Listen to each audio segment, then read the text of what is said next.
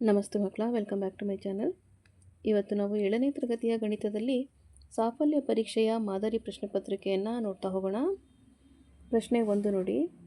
5 into 10 lakh plus 6 into 1 lakh plus 7 into 10,000 plus 4 into 1,000 plus 0 into 100 plus 4 into 10 plus 5 into 1. ಇದನ್ನು ಸಂಕ್ಷಿಪ್ತ ರೂಪದಲ್ಲಿ ಬರೆಯಿರಿ.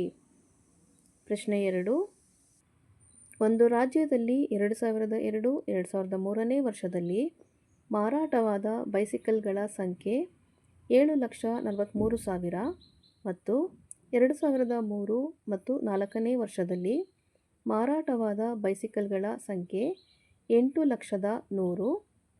ಯಾವ ವರ್ಷದಲ್ಲಿ ಹೆಚ್ಚು ಬೈಸಿಕಲ್ಗಳು ಮಾರಾಟವಾದವು? ಎಷ್ಟು ಬೈಸಿಕಲ್ಗಳು ಹೆಚ್ಚಾಗಿ ಮಾರಾಟವಾದವು? ಪ್ರಶ್ನೆ 3 ನೋಡಿ. 7 ಇಂಟು 1 7. ಇದು ಪೂರ್ಣ ಸಂಖ್ಯೆಗಳಿಗೆ ಸಂಬಂಧಿಸಿದ ಯಾವ ಗುಣಲಕ್ಷಣವಾಗಿದೆ? ಪ್ರಶ್ನೆ 4.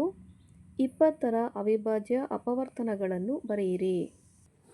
ಪ್ರಶ್ನೆ 5. 12, 16 ಮತ್ತು 24ರಿಂದ ಪೂರ್ಣವಾಗಿ ಭಾಗವಾಗುವ ಕನಿಷ್ಠ ಸಂಖ್ಯೆಯನ್ನು ಕಂಡುಹಿಡಿಯಿರಿ. ಪ್ರಶ್ನೆ 6. ನಿಮ್ಮ ಸುತ್ತಮುತ್ತಲಿನ ಪರಿಸರದಲ್ಲಿ ಕಂಡುಬರುವ ಛೇದಕ ರೇಖೆಗಳು ಹೋಲುವಂತಹ ಸಂದರ್ಭಗಳಿಗೆ ಉದಾಹರಣೆಯನ್ನು ಕೊಡಿ. ಪ್ರಶ್ನೆ 7. ಈ ಕೋನಗಳನ್ನು ಲಂಬಕೋನ ಮತ್ತು ವಿಶಾಲ ಕೋನ, ಲಘು ಕೋನಗಳನ್ನಾಗಿ ವರ್ಗೀಕರಿಸಿ.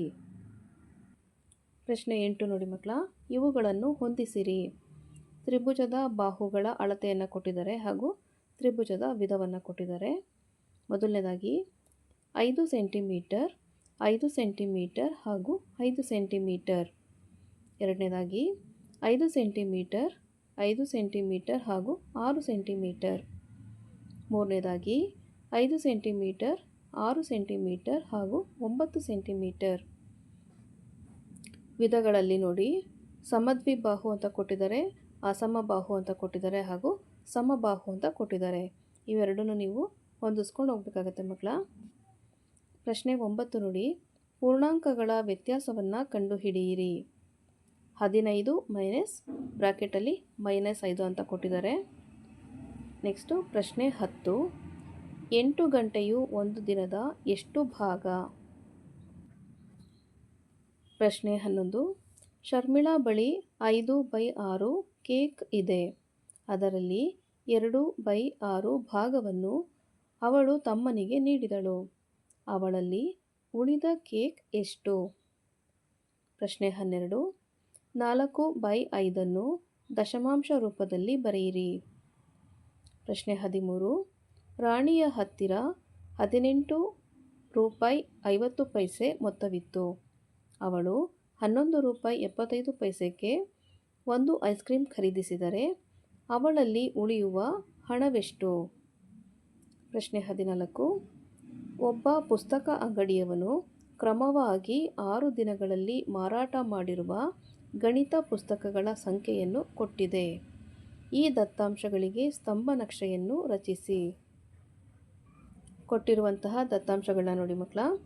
ದಿನಗಳು ಹಾಗೂ ಮಾರಿದ ಪುಸ್ತಕಗಳ ಸಂಖ್ಯೆ ಭಾನುವಾರ, ಸೋಮವಾರ, ಮಂಗಳವಾರ, ಬುಧವಾರ ಹಾಗೂ ಗುರುವಾರ, ಶುಕ್ರವಾರ ಅಂತ ಕೊಟ್ಟಿದ್ದಾರೆ.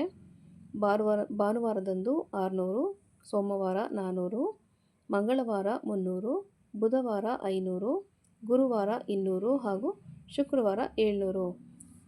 ಇದಕ್ಕೆ ನೀವು ಸ್ತಂಭ ನಕ್ಷೆಯನ್ನು ರಚಿಸಬೇಕಾಗತ್ತೆ. ಪ್ರಶ್ನೆ 15.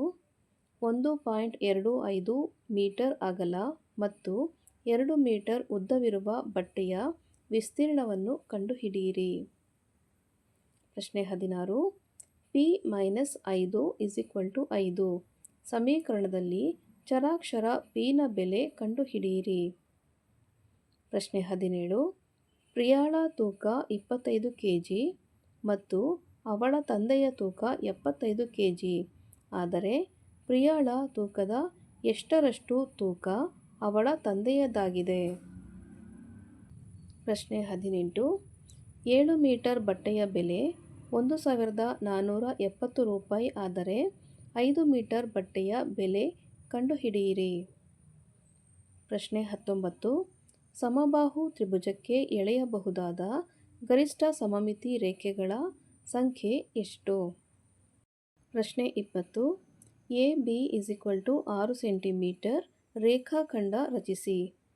PQ ಲಂಬಾರ್ಧಕ Oನಲ್ಲಿ ಛೇದಿಸುವಂತೆ ಕೈವಾರವನ್ನು ಉಪಯೋಗಿಸಿಕೊಂಡು ಲಂಬಾರ್ಧಕವನ್ನು ಎಳೆಯಿರಿ.